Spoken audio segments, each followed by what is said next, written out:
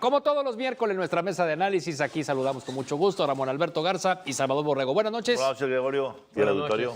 Buenas noches, pues bienvenidos. Gracias por estar con nosotros como cada semana. ¿Qué les parece si hoy podemos conversar con nuestro público la tragedia, lo que se ha vivido en el estado de Texas, en esta localidad, Uvalde, una comunidad en su mayoría de habla hispana o de origen o de ascendencia mexicana?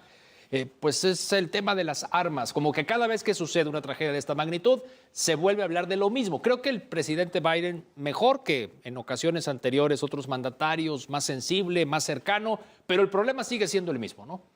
El problema que sí tiene Estados Unidos es que hay una enmienda constitucional que permite la posesión de las armas. La segunda. Y se ha tratado durante décadas de sacarla y hay un ala muy derechista que dice para nada. A ver, esta masacre de la primaria de Uvalde es la tercera más importante en la historia de Estados Unidos. Exacto, sí. ¿Verdad? Primero la de Virginia Tech, que fue en una universidad, con 33 muertos. Segundo, una en Connecticut, que hubo 27. Sandy Hook. Sandy Hook. Y luego venimos con la tercera, con esta, con Uvalde. No, recordemos algo. En 1999, el mundo se conmocionó con un documental de Michael Moore, que fue la masacre de Columbine. Esa masacre apenas digo porque comparado con ahora, pues eran 19 personas victimadas. Y eso es un gran escándalo internacional. Desde entonces se hablaba de que urgía que se legislara pronto la cuestión de armas.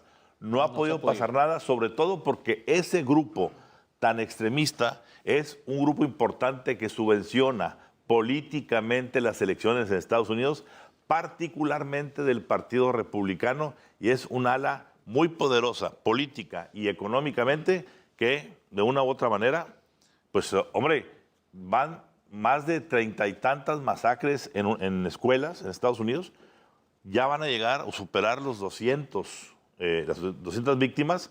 ¿En el año? ¿En cuánto tiempo? No, en el tiempo que ha habido masacres. Pero son bastantes, o sea, es una cantidad importante. Ojo, si comparamos el índice de homicidios, nos olvidamos de algo muy importante, el índice de homicidios en Estados Unidos por cada 100,000 habitantes es de 6.5 homicidios por cada 100,000 habitantes. Se nos olvida algo y parece increíble. En México, ¿cuál crees que es el índice de homicidios? No lo de escuelas, en general.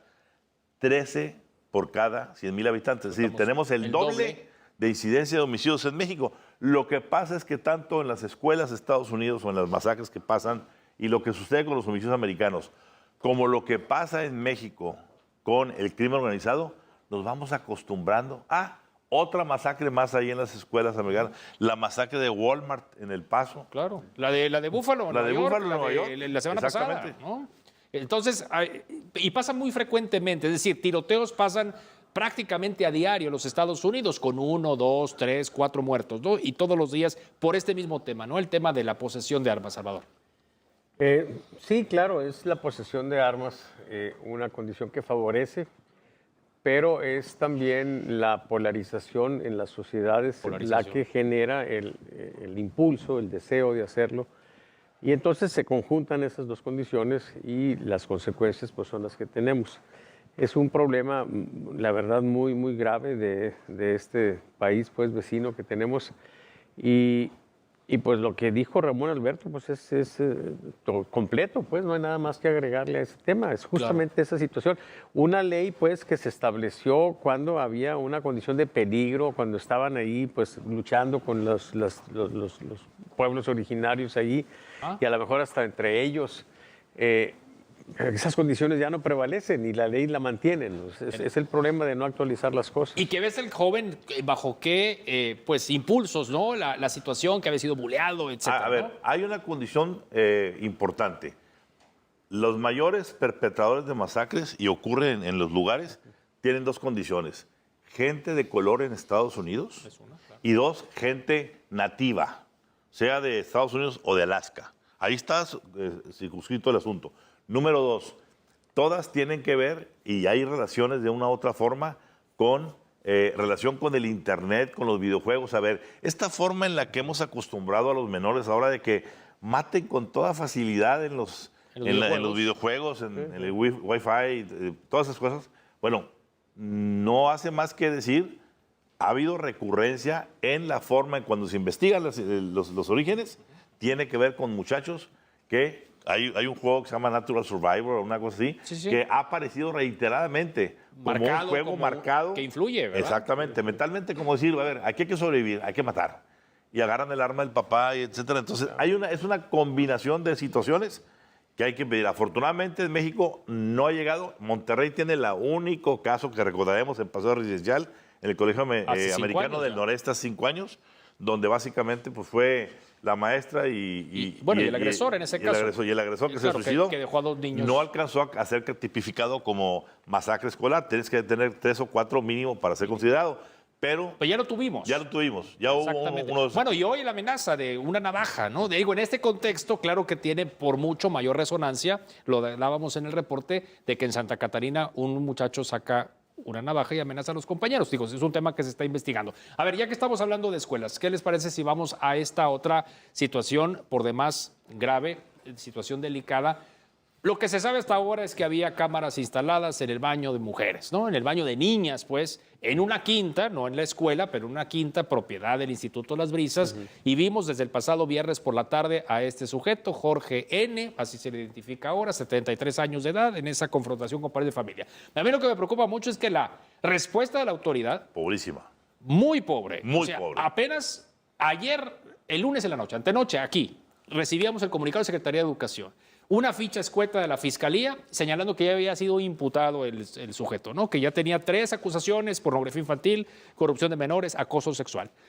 Lo que le resulte, lo que es casi un hecho, ¿verdad? Es que él fue responsable de instalar las cámaras. Oye, pero venimos de los casos de Evany y Yolanda y no vemos, o sea, vemos al gobernador más preocupado por ponerle la corbata naranja al alcalde de Santa Catarina, ¿no? Claro. O sea, en lugar de estar ocupado y concentrado en estos temas. A ver, Gregorio. Esta escuela ya tenía un largo historial de denuncias al respecto. No fue una cosa sorpresiva. Ya algunos alumnos, o alumnas sobre todo, se habían retirado de la escuela, los padres se habían retirado por ese tipo de cuestión, precisamente con el mismo personaje. El asunto de no haber atendido a tiempo esa situación fue lo que devino en que este hombre pudiera instalar esas cámaras. La pregunta de fondo es esta que estás diciendo, a ver, ¿de qué tamaño va a ser el castigo para que realmente sea ejemplar y esto no se pueda? Hay una organización que se llama una organización de derechos infantiles que ha tipificado 34 escuelas en este país que tienen ese tipo de problemas de un tipo de abuso de índole sexual, orientación sexual hacia menores, de las cuales 18 de esas escuelas, hasta ahorita en ese 18 no figuraba ninguna de Nuevo León, ya vamos a estar en la lista, pero en esas escuelas hay una de Jalisco, por ejemplo, en el que había abusos, se tipificaron 30 y tantos abusos a igual número de alumnos, claro, de todo tipo, con cámaras, los filmaban, vestían a las niñas de princesitas y había tocamientos, etcétera. Aquí la pregunta es, mientras no haya castigo ejemplar, igual que pasa con los feminicidios, igual que pasa con el crimen organizado, pues esto va a seguir porque no hay un costo. No hay un costo, no vemos que haya una respuesta adecuada. Salvador. Sí, la impunidad pues es la marca de la casa y eso hace pues muy barato delinquir porque la penalización pues, es muy light y lo que hacemos en México normalmente es hacer nuevas leyes supuestamente para que en el futuro no sucedan las cosas y estrictamente pagan justos por pecadores, porque por ejemplo el tema de la corrupción, ahora tenemos unas burocracias increíblemente terribles, ¿sí? Que hacen muy difícil a un costo social enorme, porque alguien hizo una cosa que estaba equivocada o que se desvió de lo que era correcto. En lugar de hacer justamente eso, o sea, ser implacables con esa gente, tenemos que ser muy sensibles ante cuestiones que tienen que ver con los niños. Entonces, un castigo ejemplar a quien falla, ¿sí? Y no andar generalizando la responsabilidad y la culpa, ¿sí? Habrá que ver, Gregorio, si esas cámaras lo que grababan era únicamente para el esparcimiento personal del individuo. El sujeto, o para esto. O que es el señalamiento, igual que tenemos, claro, igual que hay trata de personas, en este caso estamos hablando de redes de pornografía infantil que abundan en este país. México es uno de los paraísos de la pornografía infantil precisamente porque no se castiga con suficiente ejemplaridad. Corte comercial y enseguida regresamos. Temas de la semana, temas definitivamente complicados, muy sensibles. Y bueno, también tenemos los temas políticos. Se acerca elecciones en 6 estados dentro de semana y media. Y tenemos por ahí alguien que fue a destaparse. Un par de ellos. Ahorita nos platica Ramón Alberto Garza, Salvador Borrego y las láminas, por supuesto. Sí, regresamos en un momento.